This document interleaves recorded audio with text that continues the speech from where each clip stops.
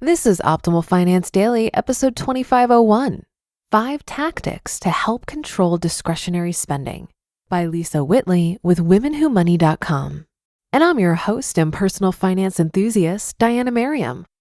We're going to get right to today's post and start optimizing your life. 5 Tactics to Help Control Discretionary Spending by Lisa Whitley with WomenWhoMoney.com. The budgeting battle is often won on the fields of wants, not needs. Housing, transportation, utilities, food, these are non-negotiable in any budget. And while you can undoubtedly make economies here, the line between need and want is not always bright. You cannot completely eliminate these budget line items.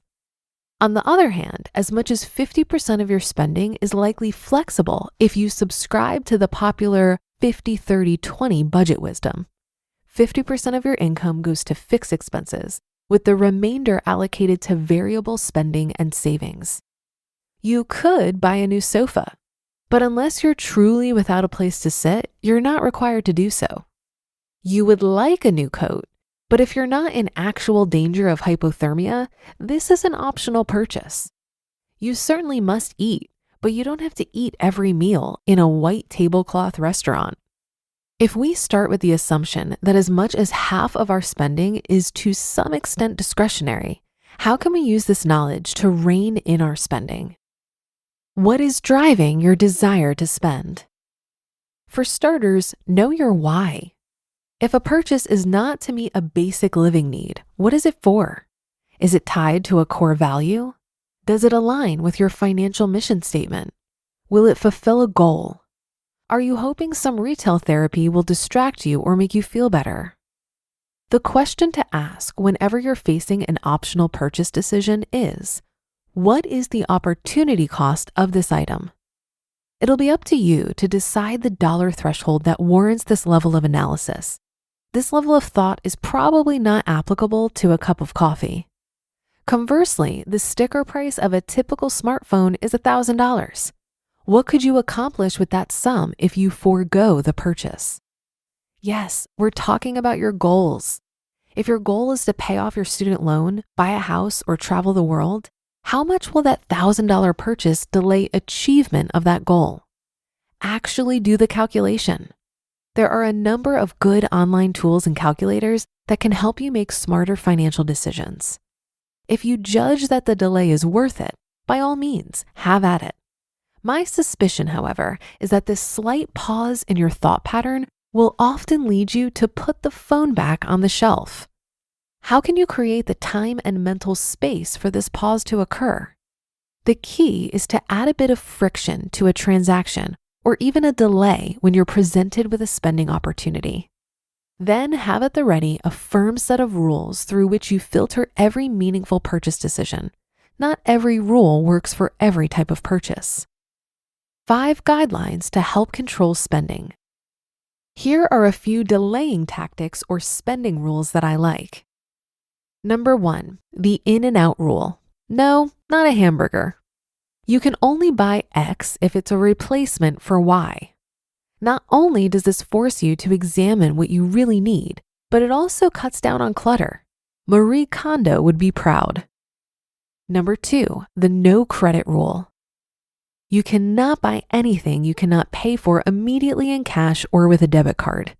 This is a particularly useful guideline for discretionary service purchases, such as restaurant meals, entertainment events, and vacations.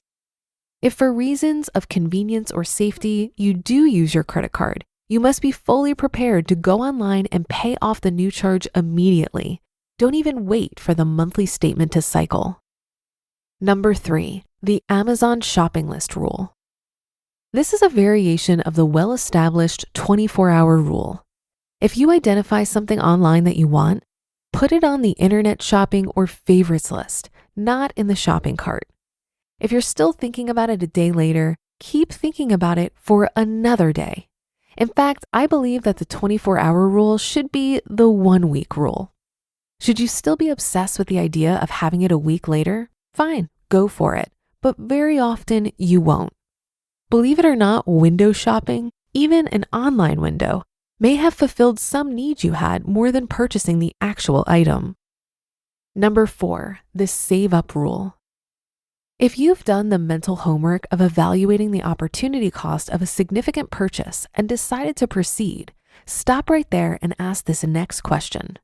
Does this need to happen right now? If this is not a matter of health, safety, or the ability to earn a living, the answer is likely no.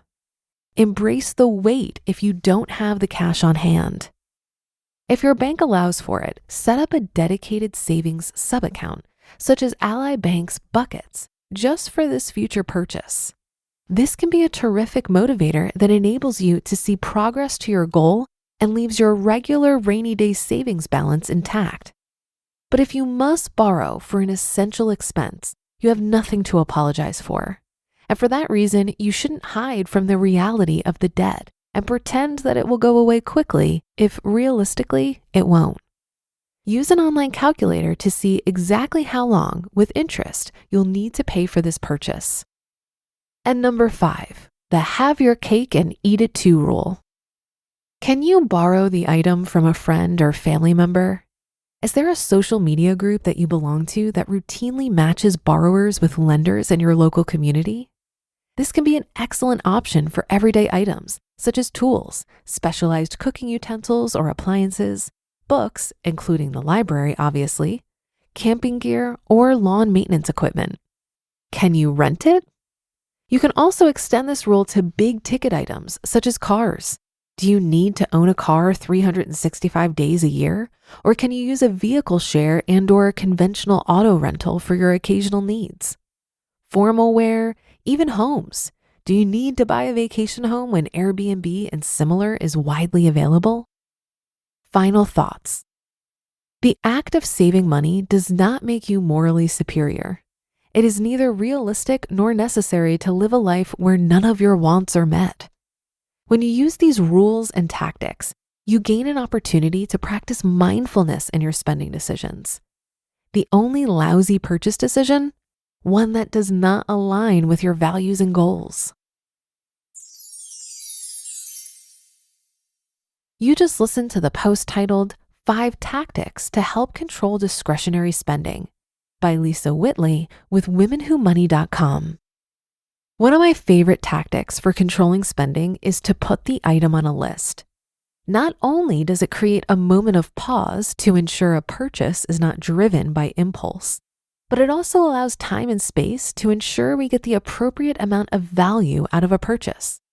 My Midwestern gentleman and I have a list of things we think we want to buy eventually, and we review it regularly.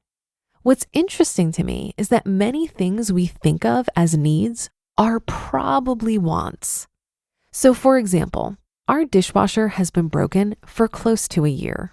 It seems like regular home maintenance to fix a broken appliance. But here's the thing, neither one of us really likes using the dishwasher for reasons I won't bore you with here. And every time we review the list of things we think we want to buy, it always moves further down the list. We need clean dishes. We don't really need a dishwasher. Same thing with the ceiling fan in the bedroom. It needs to be replaced, but we've just been using a different fan in the meantime. We don't notice any difference in comfort, and that need is being met alternatively, so it's simply tough to prioritize this purchase. Perhaps I sound like a lazy homeowner, but I share this to demonstrate that so much of what we think we need is questionable. That should do it for another edition of Optimal Finance Daily.